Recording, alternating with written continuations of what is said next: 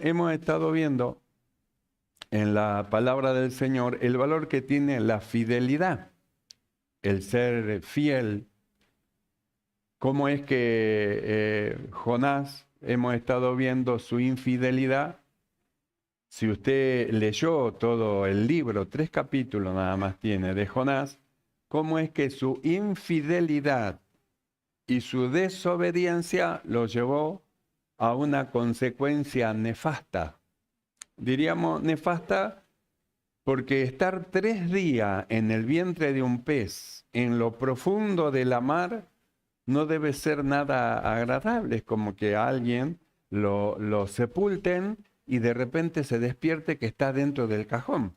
Se despierta, ha ocurrido casos así, se despierta y no se puede mover y empieza a tocar, a palpar y se da cuenta que está dentro de un cajón. ¿Y cómo hace? La desesperación. Usted piensa en Jonás, que Jonás estuvo 3 días y 3 noches en el vientre como sepultado en lo profundo de la mar y la desesperación. Por eso en su desesperación de ahí clamó a Dios, hizo tantas promesas Jonás. Porque cuando uno está en ese aprieto, Dios empieza a hacer promesas. Yo te prometo, Señor, y yo te voy a dar esto, y te voy a hacer lo otro. Y se promete, y se promete, y se promete. Y la Biblia dice que es mejor no prometer y no cumplir. Jonás lo que prometió, cumplió.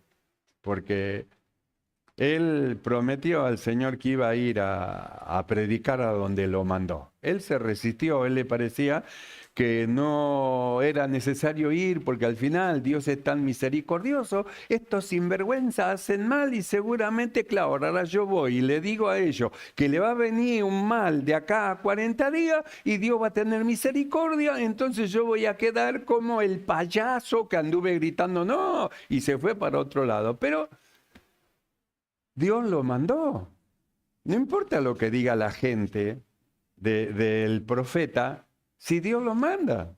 Dios lo mandó y bueno, hay que hacer lo que Dios nos dijo, nos dice que hagamos, aunque la gente luego nos critique. Hay personas que no quieren ir a predicar porque tienen vergüenza. ¿Y qué me va a decir la gente? Y la gente me va a mirar. Y sí, lo tiene que mirar porque le está hablando la palabra del Señor. Y no hay peor cosa que la vergüenza, porque la vergüenza impide hacer a la persona aquello que debe de hacer.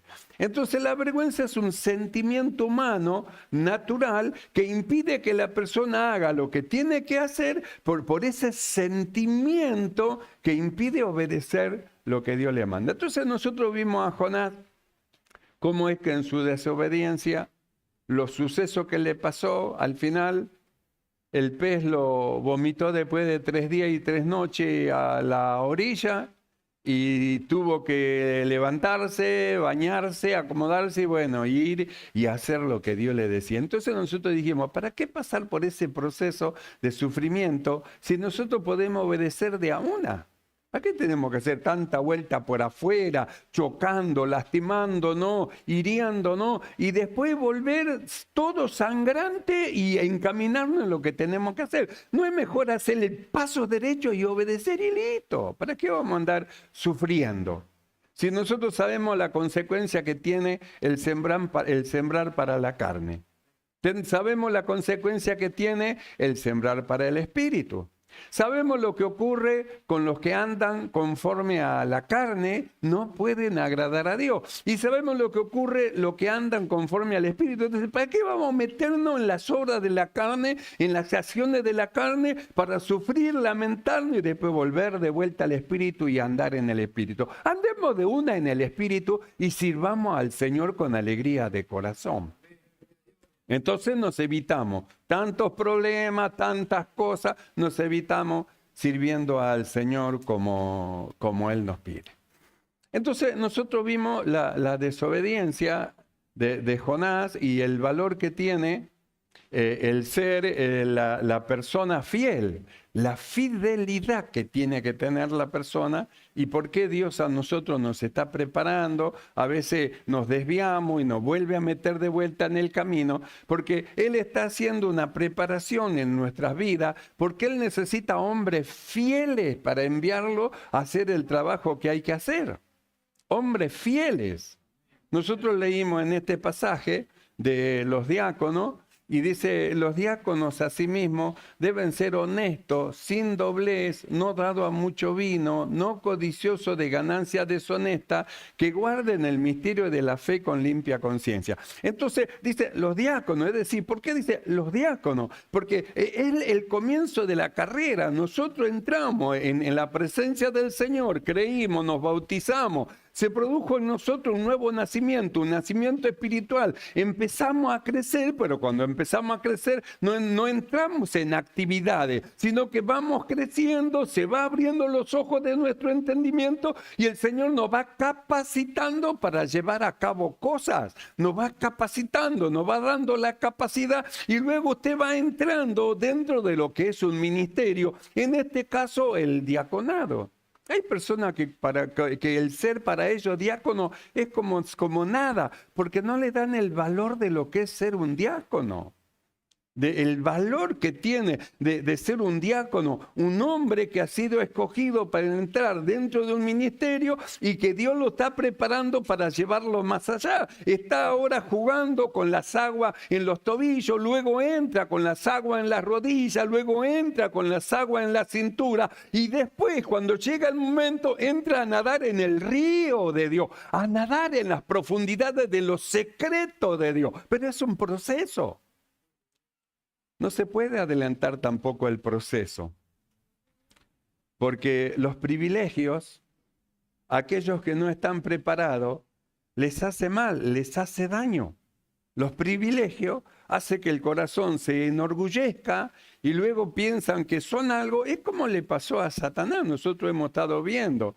Era el ángel más hermoso que Dios creó, el perfecto era en todos sus caminos. ¿Y qué ocurrió con eso? Su corazón se ensoberbeció, él pensaba que ya era igual que Dios, subió a lo alto. Es decir, ya él quería imponer sus ideas, que tenían que hacer las cosas como él decía. Entonces la soberbia ganó su corazón y cuando la soberbia ganó su corazón, algo pasó, porque antes de la caída está la soberbia. Quiere decir que después de la soberbia, ¿qué es lo que viene? La caída. Yo veía a Satanás caer del cielo, dijo Jesús, como un rayo sobre la tierra. Lo echaron, lo sacaron afuera de la presencia del Señor porque su corazón se ensoberbeció. Si hubiera mantenido en la sencillez y en la simpleza de la humildad para con Dios, en obediencia al Señor, llevando a cabo todo lo que se le mandaba, seguramente que no habría habido problema con él. Pero no solamente era el problema de él y de su soberbia, sino que arrastró a la 3/4 parte de los ángeles con él. Los convenció que tenía razón. Los convenció que Dios estaba equivocado. Los convenció que Él era más fuerte que Dios. Los convenció. La 3/4 parte de los ángeles, dice, arrastró, dice, con su cola. Es decir, los llevó detrás de sí. Pero ¿cuál va a ser el fin de ellos? ¿Cuál va a ser el fin? El Señor los puso, dice, en cárceles de oscuridad. ¿Cuál va a ser el fin de ellos? Entonces la soberbia y el orgullo no lleva a ningún otro lado sino a la ruina. Por eso los privilegios pueden llegar a hacer mal a una persona, pueden llegar a hacerle mucho mal. Por eso la necesidad de mantenerse en humildad. Cuando el Señor nos honra con algún ministerio o algún don o alguna gracia, nos honra mantenernos en esa humildad a fin de que haga Dios lo que tenga que hacer en la iglesia, en la congregación. El Señor tiene que levantar hombres de fe. Tiene que levantar el Señor hombres por el cual haga operaciones de milagro. Tiene que levantar al Señor hombres de visión de Dios. Tiene que levantar hombres poderosos en la palabra del Señor. Pero no los va a levantar para que luego se separen y se vayan, como tanto han hecho. Yo ya soy pastor, dejo a la congregación, me voy. ¿Sabe cuántos se fueron? ¿Sabe cuánto abandonaron su lugar? Dejaron su habitación, el lugar donde Dios le dio. Dejaron, abandonaron. Dios no les dijo que se vayan. Ellos dijeron, yo me voy, soy autosuficiente, me voy a poner una iglesia, voy a poner un lugar. Ellos solo decidieron hacer algo que Dios no le mandó. ¿Y cómo finalizan todos? Fracasando, porque cuando Dios no envía y es algo hecho por la voluntad del hombre, se fracasa, porque es algo hecho por la voluntad del hombre, él quiere hacer. Pero cuando Dios envía es diferente, porque detrás de ese envío está Dios. Detrás de ese hombre que va yendo en la perfecta voluntad del Señor está Dios. Está Dios detrás de él apoyándolo y llevándolo porque él lo mandó. Entonces el peligro que hay cuando la persona recibe lo que Dios le da, como en este caso, por ejemplo, el ser diácono. El ser diácono no le da derecho a que mire a otro hermano y le diga, pero yo soy diácono. O otro mira a otro, una hermana y diga, pero yo soy diaconisa. Ya estaría hablando con soberbia. Los ministerios lo tiene que hacer a usted más humilde, más sumiso al Señor. Lo tiene que hacer más tierno, más dulce, como que la persona cuando va envejeciendo la persona, tiene que ser más dulce, más agradable, más lleno de sabiduría, de luz espiritual, porque va envejeciendo y va haciendo algo mejor, va concentrándose toda la gracia y el conocimiento de Dios más en él. Es como un higo. Un higo cuando está verde no sirve, cuando madura está rico, pero usted lo deja pasar y se va a hacer un higo, pasa y qué dulcísimo que es. Así son los hombres que envejecen en el Señor. A eso no dan ganas de mandarlo al asilo. Vio que hay personas que no soportan, no lo soporto, es insoportable. Y es verdad, hay personas que son insoportables. Entonces los hijos dicen, no, al asilo con él. Y lo mandan al asilo. Pero a una persona así, ¿quién va a ser capaz de enviar? A alguien de quien se absorbe sabiduría, luz, conocimiento. Nadie. Entonces nosotros miramos acá a los diáconos y dice así, los diáconos asimismo deben ser honestos, sin doblez, no dados a mucho vino, no codiciosos de ganancia deshonesta, que guarden el misterio de la fe con limpia conciencia.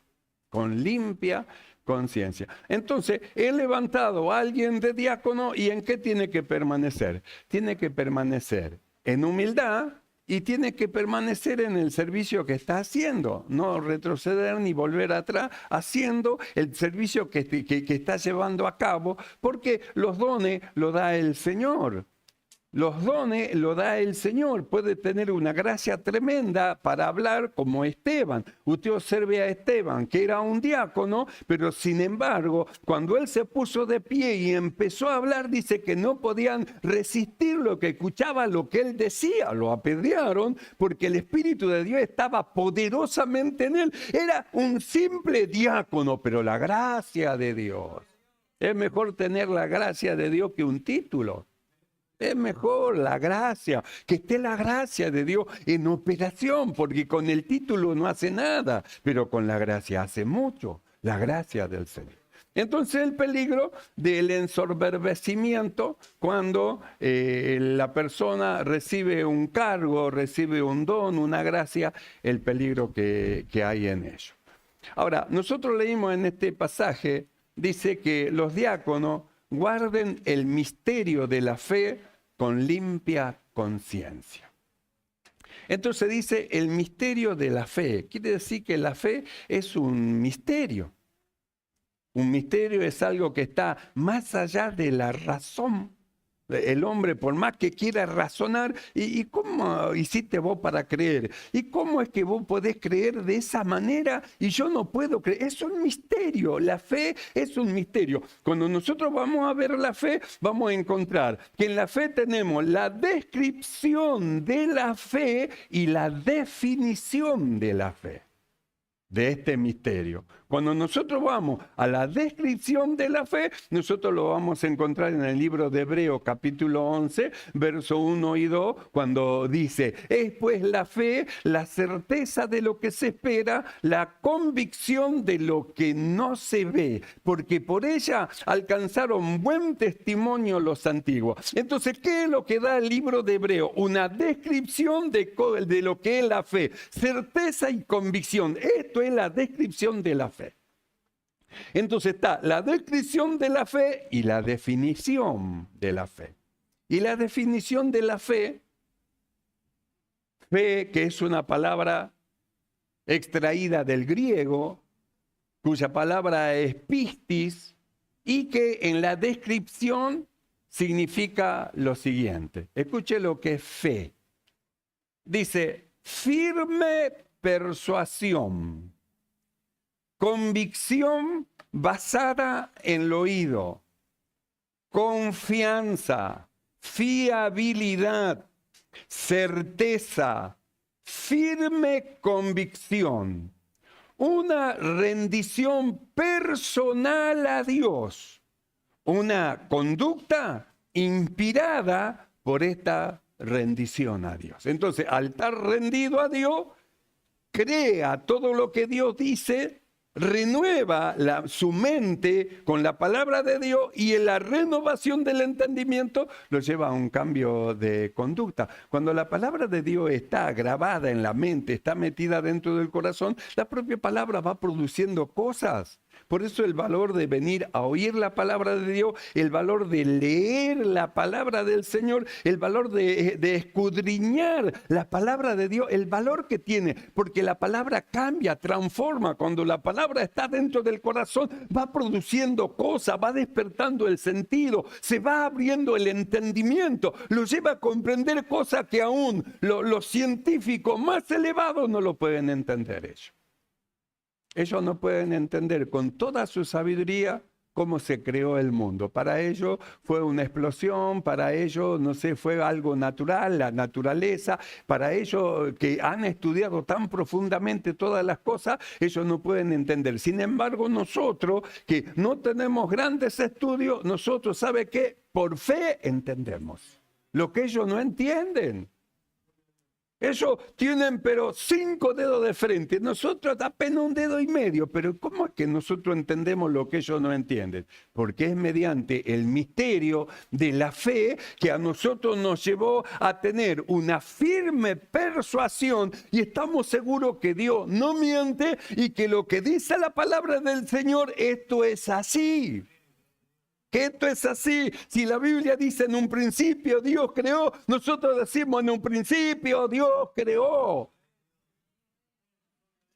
Porque es lo que Dios ha depositado y ha puesto y está dentro de nuestro corazón. Una fe que para el hombre es un misterio. Es decir, que con su razón no la puede entender. Sin embargo, Dios depositó esta fe dentro de nuestro corazón que a nosotros nos lleva a tener certeza, nos lleva a tener convicción, que nos lleva a tener a nosotros una firme persuasión, que nos lleva a tener una seguridad basada en el oído. ¿De dónde oímos? De la palabra de Dios, porque le creemos a lo que Dios dice en su palabra, le creemos y nos movemos por lo que dice Dios. Eso es la fe, es un misterio para ellos, pero para nosotros no, es una bendición, porque es mediante la fe que nosotros entendemos.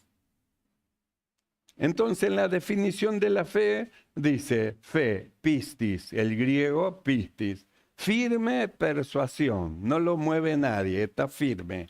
Vendrán vientos, vendrán las lluvias, soplarán tornados, pero él está firme, firme persuasión. Estoy persuadido, ¿sabe qué? Que Dios no es hombre para mentir, que lo que dijo lo va a llevar a cabo. Estoy persuadido que esto va a ser así. Es como Abraham.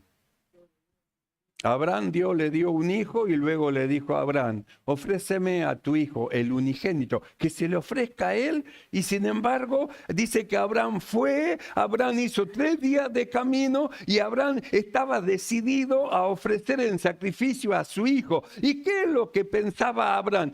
Abraham pensaba que Dios no era hombre para mentir y lo que dijo, que iba a salir una simiente de él, iba a ser así, que era poderoso, que si él mataba a su hijo, lo podía resucitar porque Dios no miente. Dijo que de él iba a salir una simiente y iba a ser así. Lo creo. Estaba persuadido. Estaba persuadido.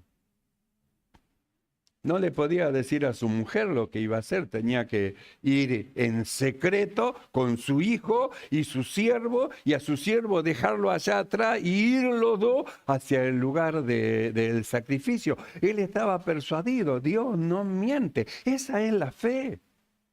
Una fe que se mete dentro del corazón, una fe que Dios depositó dentro de nuestro corazón y que nos lleva a que a pesar de la circunstancia externa que tengamos en contra de nosotros, nos lleva a creer que Dios nos va a ayudar y que de esta también el Señor nos va a librar. Y estamos ahí, y viene la tormenta y estamos ahí, y viene el torbellino y estamos ahí, y vienen las aguas y golpean y estamos ahí, y pasan las aguas, el torbellino, y ahí estamos. Parado en la roca, en la peña, en la palabra de Dios. Dios no es hombre para mentir. No es hombre para mentir. Es una fe que Dios ha depositado en el corazón de los suyos que los hace estar firmes en diferentes circunstancias. Una fe poderosa, como hemos estado viendo de Moisés. Fue fiel, es decir, tenía una fe en Dios y dice la Biblia, él fue fiel en toda la casa de Dios. Moisés fue fiel, es decir, fiel a Dios. Todo lo que Dios le decía, él le creía y lo hacía. Y luego vimos a Jesús, fue fiel sobre toda, dice, la casa, la cual casa somos nosotros, fiel a Dios. Es decir, Dios pone una fe que a nosotros nos lleva a superar los obstáculos y a seguir confiando en el Señor. Donde otros no pueden confiar, los que son de fe, ellos están plenamente convencidos en las victorias que da el Señor. Esto lo vamos a ver en un profeta. En el profeta Habacuc. En el profeta Habacuc, en el capítulo 3, escuche lo que dice este profeta, en el cual habitaba esta fe maravillosa, la fe que es una firme persuasión, una convicción basada en la oída, una confianza, una fiabilidad, una certeza, una firme convicción. Mire lo que dice Habacuc, capítulo 3, verso 17. Y está hablando en un tiempo malo, No está hablando en un tiempo regular, está hablando en un tiempo malo y dice así. Habacuc, capítulo 3, verso 17. Aunque la higuera no florezca, ni en las vides haya frutos, aunque falte el producto del olivo, y los labrados no den mantenimiento, y las ovejas sean quitadas de la majada, y no haya vaca en los corrales, está diciendo, está todo mal. No tengo esto, no tengo lo otro, no hay lo otro, me falta aquello, me falta todo. Es decir, se lo ve usted desde un punto humano en una total desesperación, diría, en una desesperación sin saber qué hacer. Sin embargo, nosotros miramos lo que dice el profeta, un hombre de fe. Lo volvemos a leer. Aunque la higuera no florezca, no dé fruto, ni en las vides haya fruto, tampoco la vid lo dio. Aunque falte el producto del olivo, no dio las aceitunas. Y los labrados no den mantenimiento. Y las ovejas sean quitadas de la majada. Y no haya vaca en los corrales, todo vacío. Dice el 18, con todo yo me alegraré en el Señor y me gozaré en el Dios de mi salvación. Estaba diciendo, todas estas cosas a mí no me va a llevar a oponerme y a ponerme en contra de Dios. No me va a llevar a decir, y al final, ¿dónde está Dios? ¿Dónde está el Dios que dice que nos iba a bendecir? No, no, no, no, no. Con todas las situaciones que nos está pasando, Dios metió dentro de mí algo que se llama fe. Y con todas estas oposiciones y cosas adversas, con todo, yo me alegraré en Dios. Me voy a alegrar, le voy a cantar, voy a orar, voy a leer la Biblia. Pero mamá, pero tío, primo, ¿cómo es que podés hacer eso? Si no tenés nada, estás en la peor ruina. Sí, yo con todo voy a alegrarme en Dios y voy a esperar en Dios. Mi Dios no falla, mi Dios es fiel. Aunque yo sea infiel, Él permanece fiel. Él dijo y lo va a hacer. Va a poner mi pie sobre peña y va a poner en mi boca un cántico nuevo. Y aunque ande en valles de sombra y de muerte, no voy a temer. Él prometió que iba a estar conmigo. Eso es fe. Es lo que depositó Dios en el corazón de los suyos. Una fe que los lleva a creer todo lo que Dios dice a pesar de las situaciones que está pasando. Aunque la higuera no florezca. Algunos dicen que la higuera no da flor. Pero la flor de la higuera es el fruto. El fruto es la flor. Cuando se hincha, luego se abre y es la flor de la planta. El fruto que luego se abre y se extiende. Que los que dudan, búsquenlo en YouTube, en el diccionario, donde quiera buscar. Aunque la higuera no florezca, ni en las vides haya frutos, aunque falte el producto del olivo y los labrados no den mantenimiento y las ovejas sean quitadas de la majada y no haya vaca en los corrales, con todo yo me alegraré en el Señor y me gozaré en el Dios de mi salvación. ¿Qué había dentro del corazón de él? Lo que hay dentro de su corazón. Fe.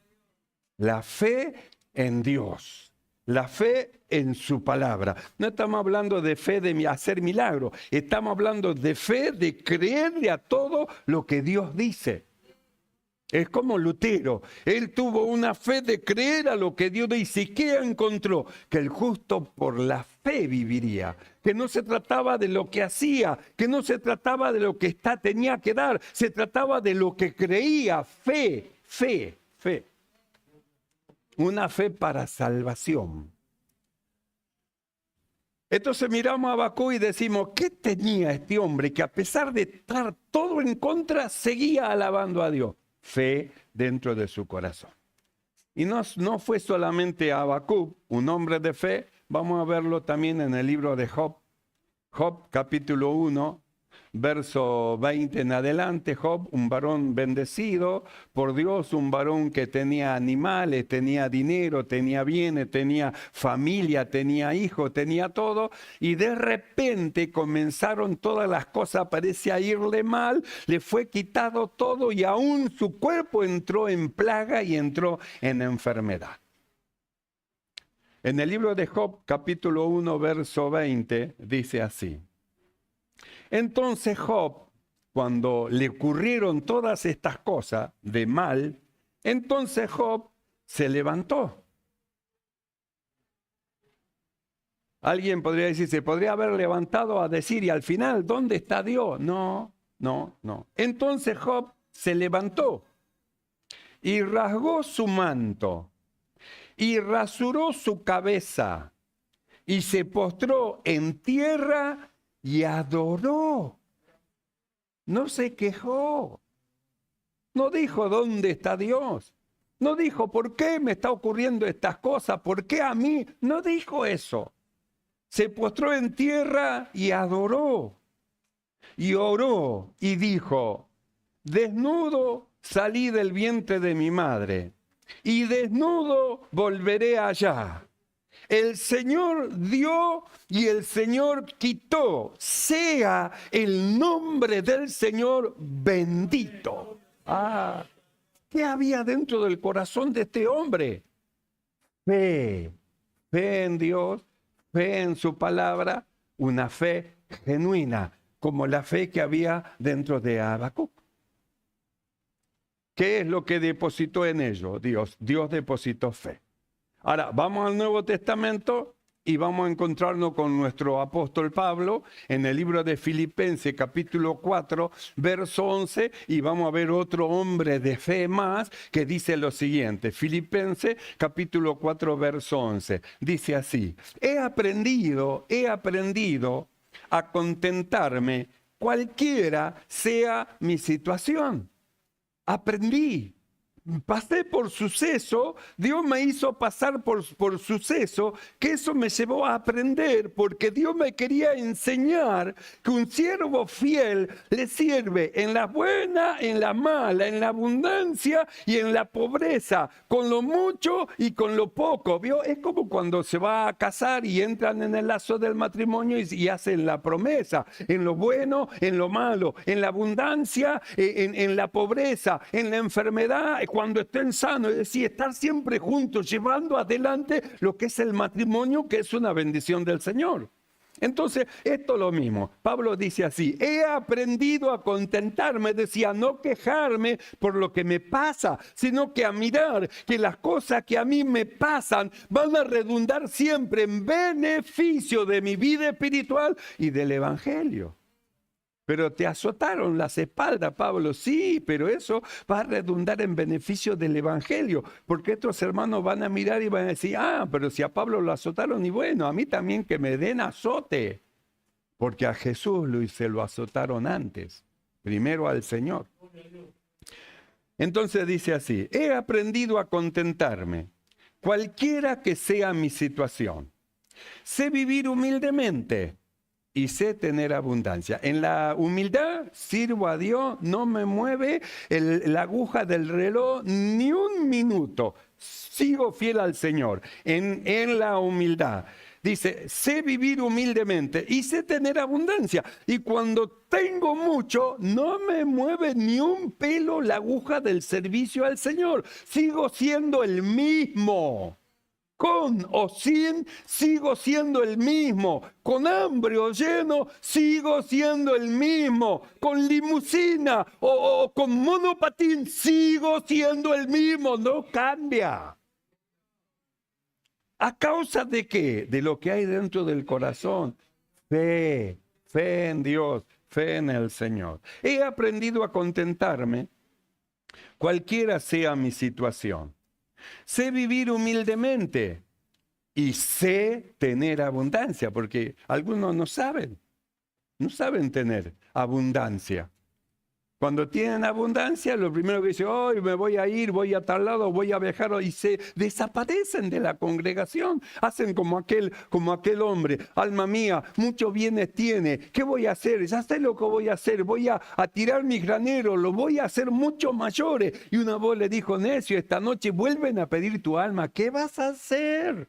¿De quién va a ser todo eso que pensás disfrutar que nunca lo vas a disfrutar? Es como en Argentina, una vez hubo un presidente que dijo que si él ganaba las elecciones, ni Dios lo iba a detener que él dirija el país. Y ganó, ¿eh? Pero no pudo asumir porque se murió al otro día. Ni Dios, como aquel que dijo, ni Dios lo hunde. ¿Ni Dios lo hunde? Tenga cuidado con lo que dice, ¿eh? Use palabras de fe en confianza en el Señor, pero no dude de Dios ni dude de su palabra. Entonces nosotros miramos al apóstol Pablo y dice así: he aprendido a contentarme, cualquiera sea mi situación. Sé vivir humildemente y sé tener abundancia. En todo y por todo estoy enseñado, así para estar saciado como para tener hambre, así para tener abundancia como para padecer necesidad. Y luego añade: todo lo puedo en Cristo que me fortalece. Fe. Por eso es el apóstol Pablo que luego dice: he peleado la buena batalla, he acabado la carrera, y lo cierra: he guardado la fe. Es decir, le he creído al Señor todo lo que él dijo. Le creía al Señor hasta el final. Y cuando llegué al final de mi carrera, ya me di cuenta que llegué al final de mi carrera y empezó a mandar las últimas cartas hacia sus discípulos. Entonces, la fe es un misterio. El misterio de la fe. Un misterio revelado a nosotros.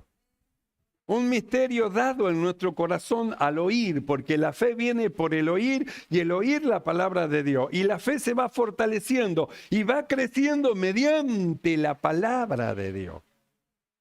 Por eso decimos, Dios bendiga a las hermanas que vienen a orar los días jueves a las 6:30 de la tarde, están acá, se reúnen, están ahí, entran en oración a favor de la iglesia, de los hermanos. El Señor los bendiga y multiplique las hermanas aún más, porque la oración del justo puede mucho. ¿Y cuánta bendición trae? La oración del justo, de las mujeres que son mujeres de fe, que sirven al Señor creyendo a todo lo que Él dice. Por eso dice que guarden bien el misterio de la fe. Mis amados hermanos, la fe nos fue dada. No dudemos por incredulidad. Israel, la incredulidad lo llevó a la desobediencia. La desobediencia por incredulidad lo llevó a fracasar, de alcanzar aquellas cosas que Dios tenía para ellos. La tierra prometida.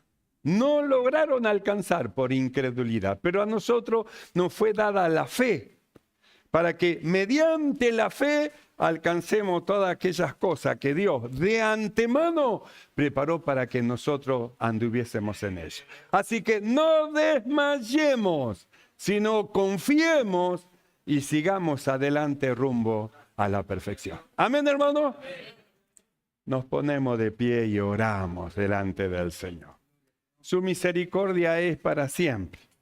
Su amor es grande sobre de su pueblo.